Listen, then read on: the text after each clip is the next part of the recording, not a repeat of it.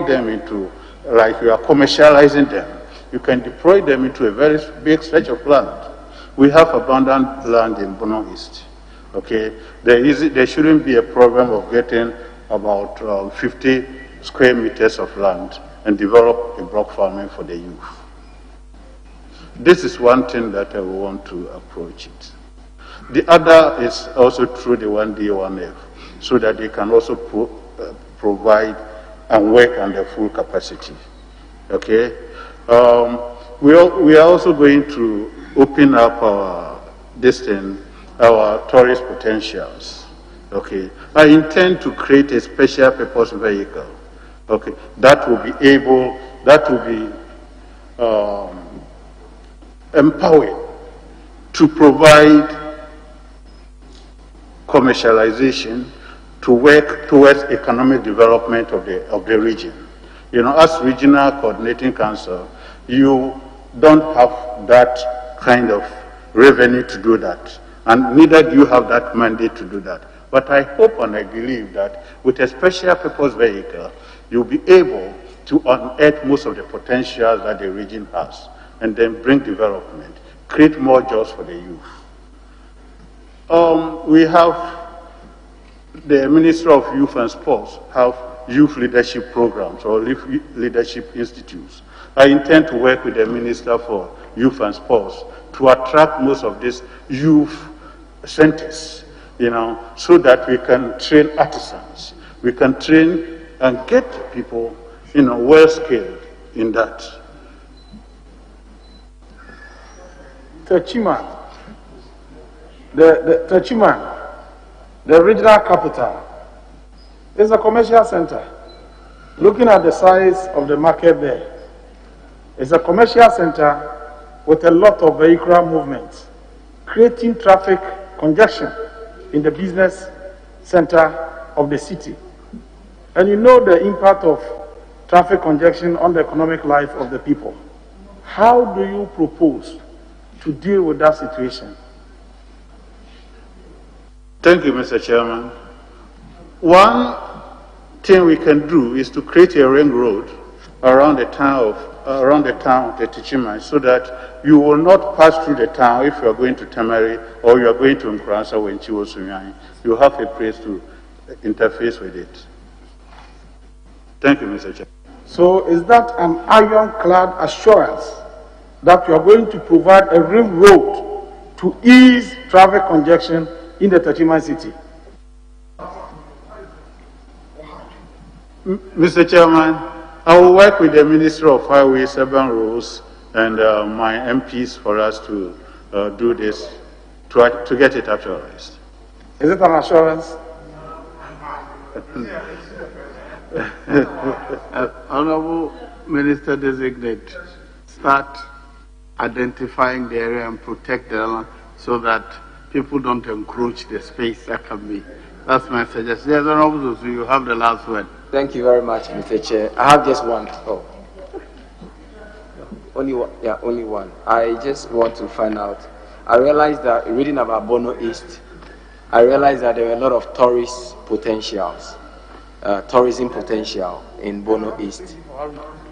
Yeah, tourism potential. And you have a number of tourist sites and parks. How do you intend exploring these potentials for the benefit of the people of Bono? Mr. Chairman, as I mentioned earlier, my sister has done an intensive work on that. So she is one of the people that I'll consult and work with as Member of Parliament and also from my region. Thank you, Mr. Chairman. Very well.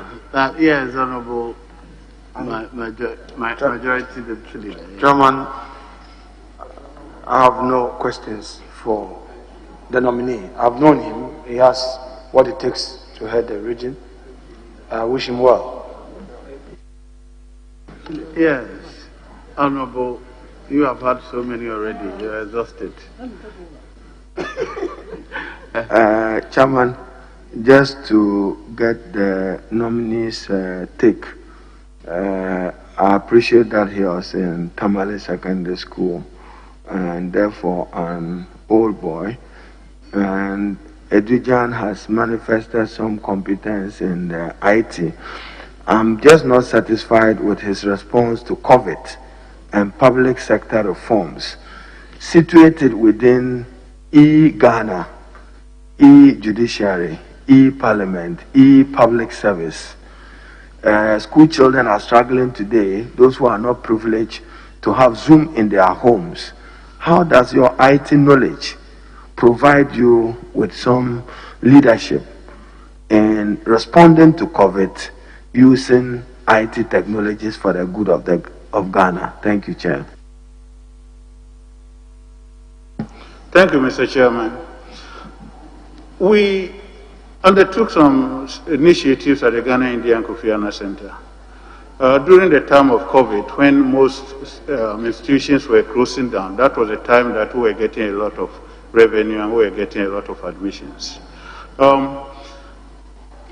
You use it as a tool for education by using a platform that enables people to interface.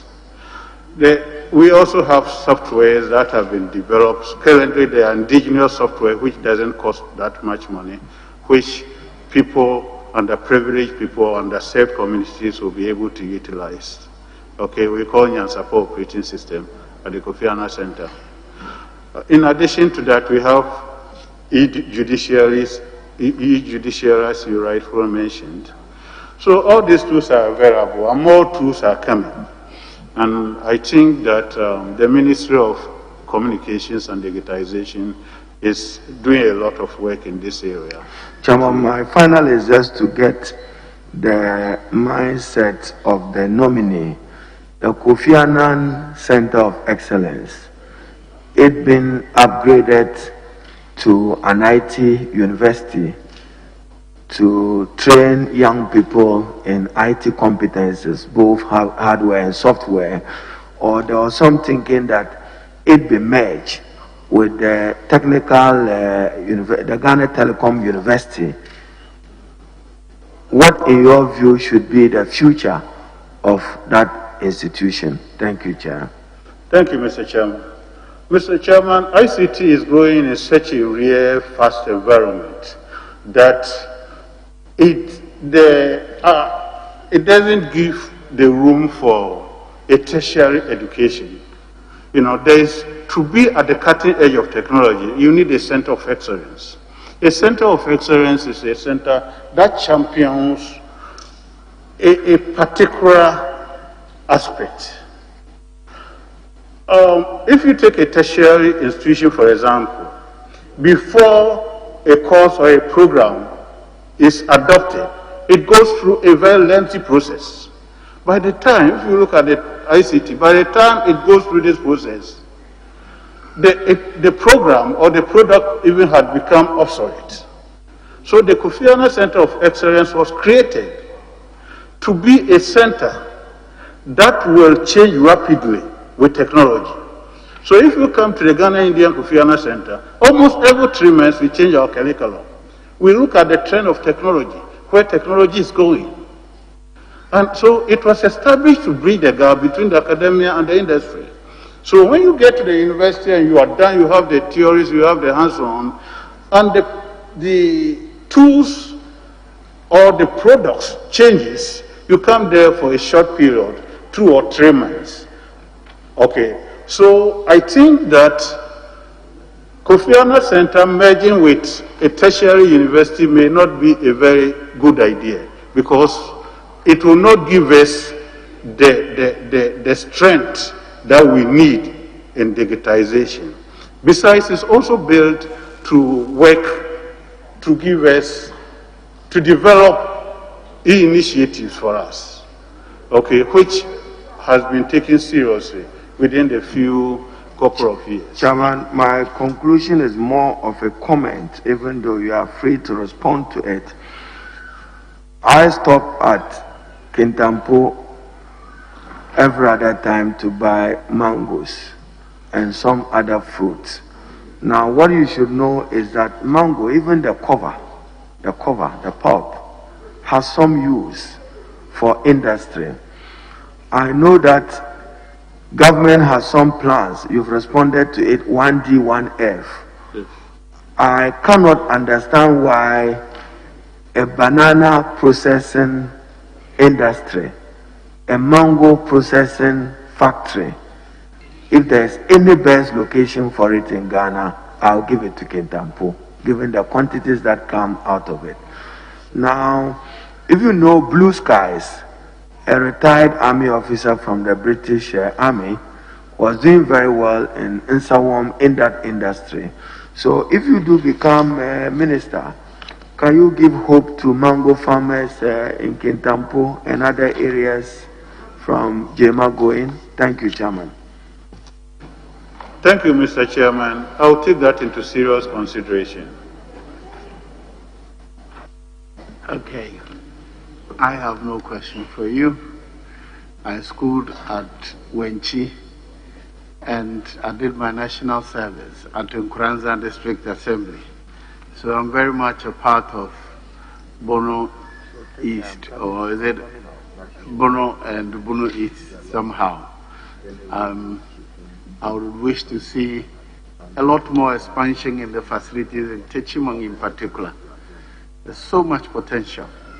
I opened the first district assembly, license office, and I acquired a large parcel of land to build a new one.